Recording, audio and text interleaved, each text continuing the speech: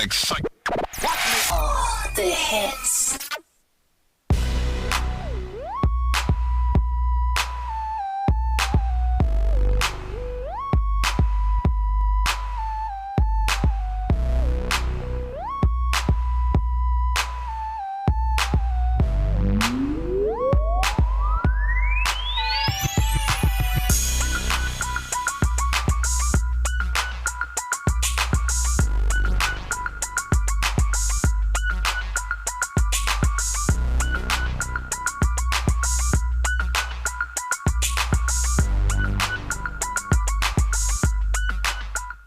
From the studios of Yes Man Radio, the First Media Academy Radio, I say good morning to you out there, and thank you once again for being there with us day in, day out. Welcome to the newspaper review, the English version. You just listened to Prosper Bolade Shomi and Banke Bello Arilewo on the Yoruba version of newspaper review. Many thanks for being there.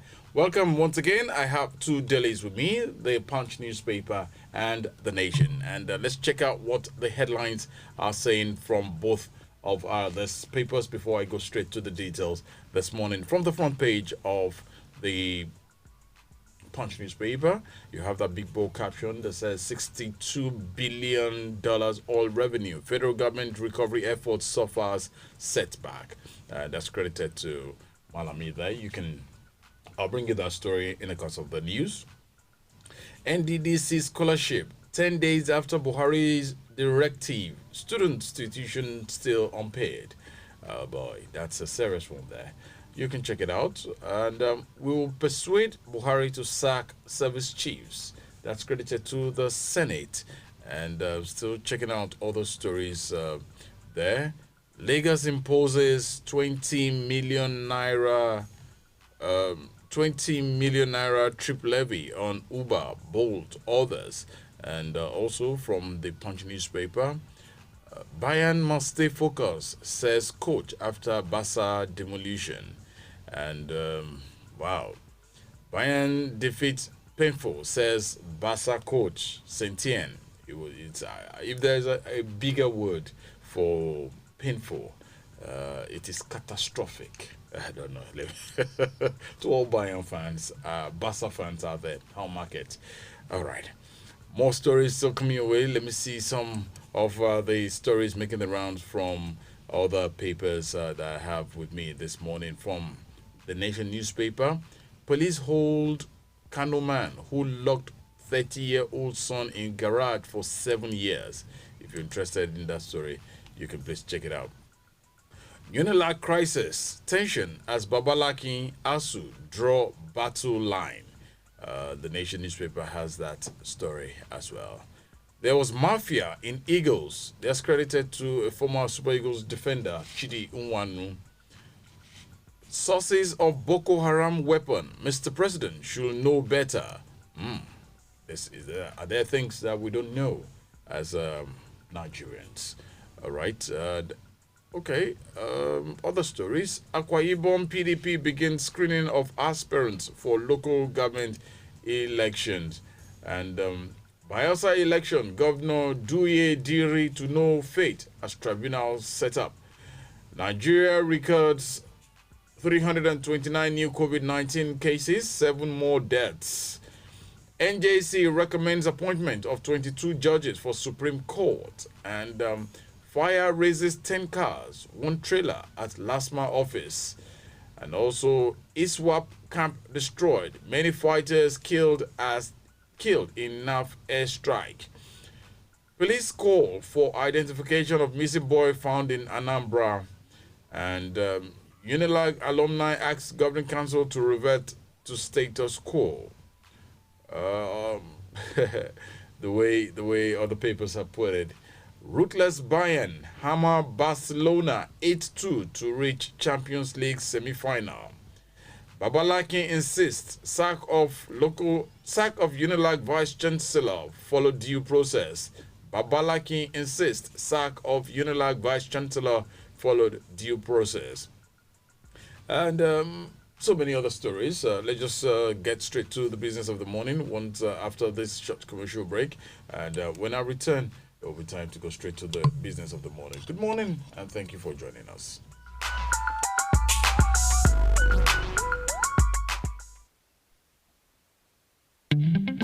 Hello, media practitioners. Are you a journalist, a broadcaster, advertiser, public relations manager, public speaker, or media manager? You can always get better and become more sought after. That's why you need constant brushing up of your expertise through acquisition of more training. Remember, life itself is a continuous learning process. Yes Media Academy is here to provide you with training in media practice from completely new perspectives. The world today is absolutely media driven, and you need to keep abreast of the operations of the new media. At Yes Media Academy, we have communication and media scholars, media practitioners of long-standing experience, and media entrepreneurs as our trainers and resource persons. You will enjoy every moment with them and be better equipped for the job. Application form is now available at 10,000 naira only. For more inquiries, call 0902-930-4704 and 080-355-29883, or contact Yes Media Academy on www.yselimited.com. Email yesmediaacademy1@gmail.com. You can come straight to Yemi Sonde Media House, Felele Express Bus Stop, Felele, Ibadan.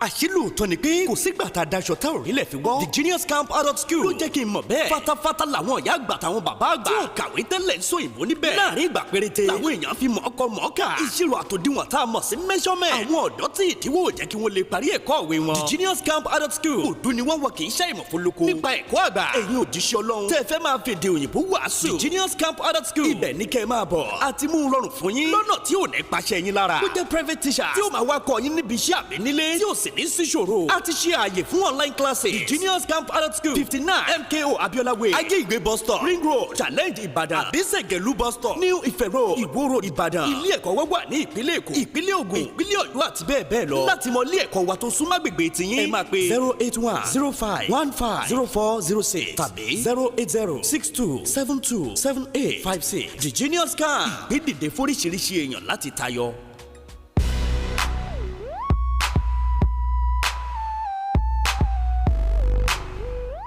Many thanks for being there, and you're still on to the newspaper review from the studios of Yesma Radio, the first media academy radio. Taking my first story from the Punch newspaper. $62 billion oil revenue. Federal government recovery efforts suffers setback. A couple of riders are attached to that story, and they say here, AGF Malami makes a U-turn over $13.5 billion demanded from Shell. Oil firm drops suit against government in exchange for withdrawal letter. Lagos-Ibadan Expressway, second Niger Bridge, all the projects may suffer. The federal government, through the Attorney General of the Federation and Minister of Justice, Abubakar Malami SAN, may have beaten a retreat from its fight to recover an estimated $62 billion in accrued revenue from some international oil majors. Before the withdrawal, the AGF had argued that the revenue accrued because successive administration neglected key aspects of the production sharing contracts between the federal government and the IOC, bordering mainly on the sharing formula between the government and the IOCs.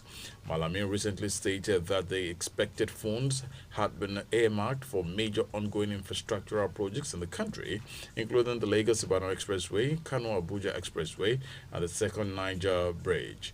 Going by the Central Bank of Nigeria's current official exchange rate of 379 to a dollar as of yesterday, the $62 billion at stake amounts to about 23.5 trillion naira. The federal government had alleged that Shell Nigeria Exploration and Production Company Limited, the Nigerian arm of the global IOC, was responsible for $13.5 billion of the total revenue denied Nigeria. It was obtained by a correspondence between Malami and Shell that gave insight into the squabble, government recovery efforts, and Nigeria's about U-turn. It's a lengthy story. You can check it out from the Punch newspaper with the headline, $62 billion oil revenue. Federal government recovery efforts suffers setback. You can check it out if you are interested in that story.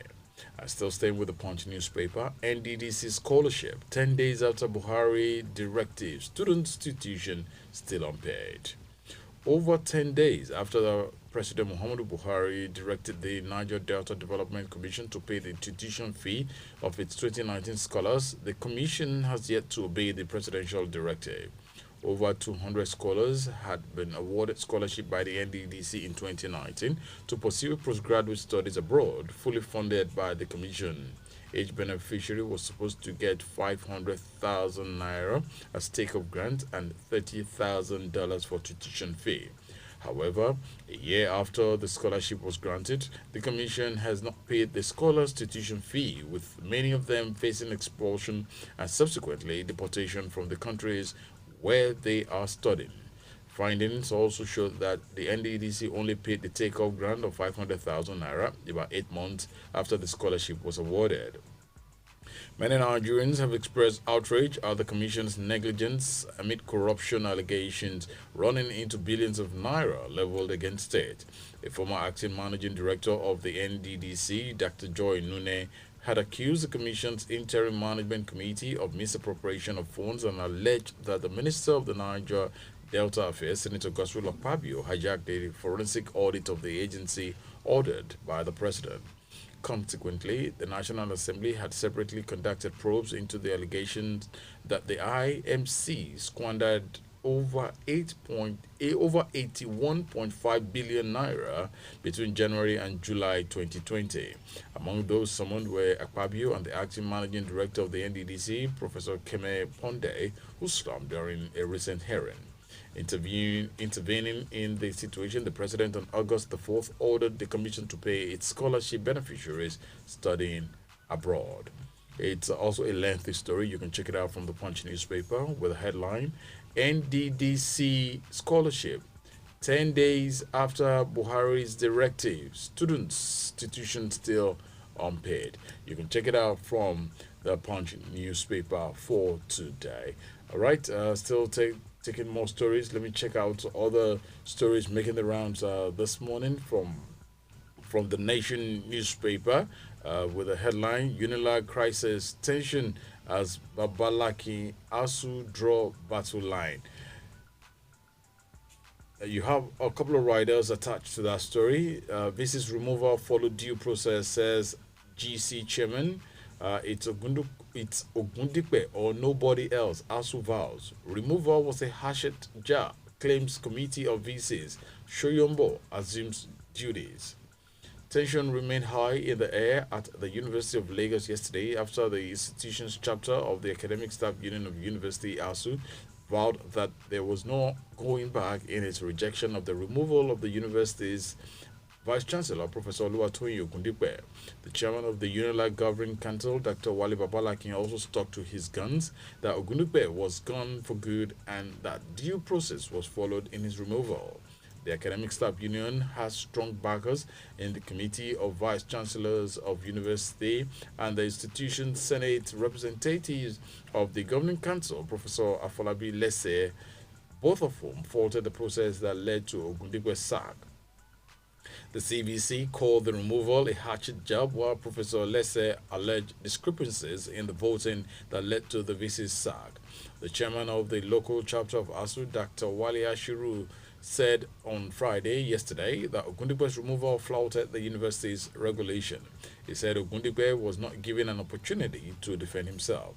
Ashiru, who told newsmen that ASU will continue to challenge Ogundipe's removal and the appointment of Professor Theophilus Shoyombo as acting VC. He said that the council disregarded the laws guiding the university by removing Ogundipe and appointing an acting vice-chancellor without due process. According to Ashiru, the council ought to request for recommendation from the university's senate for a choice of person to act as the vice-chancellor. In this instance, the pro-chancellor did not do so, which amounts to lawlessness, recklessness, and deliberate violation of the university regulation. We therefore expect that the federal government will wade into this act of illegality and high-handedness and stop it. The law empowers the visitor to the university through the Minister of Education to intervene in the matter in order to stop this reckless act, Ashiru said. Now, there's a write out there that says why Ogundipe's sack can't stand. That's credited to the CM UL Provost. A representative of the institution's Senate on the Governing Council, Professor Afolabi Lese, also faulted the process that led to the Governing Council's decision on Ogundipe. Lese, who is also the Provost, College of Medicine, University of Lagos, alleged discrepancies in the process. He said, and I quote, "It has become necessary to provide further update on the voting that took place to remove the Vice Chancellor, Professor Oluwatoyin Ogundipe, fast. 15 members attended the council meeting physically and virtually, and 2 were asked to leave the Vice Chancellor and the Deputy Chancellor. 13 members had the opportunity to vote, even though Dr. Wale Babalakin did not vote as stated by him, leaving 12 members. 6 persons have given information that they voted against the removal of the Vice Chancellor, Professor Bola Obo, representative of Senate, Unilag, Professor Afolabi Lese, representative of Senate, Unilag, Professor Olukemi Odukoya, representative of Senate, Unilag, Dr. John Momo, President, National Alumni, Unilag, Professor Ben Ogwafo, Deputy Vice Chancellor, MS, Unilag, and Prince Adetokunbo Adebanjo, representative of the Ministry of Education, who declared his vote openly. Also, from further information, 1 person abstained from the voting process, Professor Eddie Omolehiwa, representative of Senate Unilag. However, the very first vote message that Dr. Wale Babalakin read out as having received was 1 suspension. It's a very lengthy story from the Nation newspaper, and it has the headline there, which says, "Tension, Unilag crisis, tension as Babalakin ASU draw battle line." If you're interested in that story, please check out the Nation newspaper. Moving over to the Vanguard, which is actually just coming in now. Sources of Boko Haram weapons. Mr. President should know better.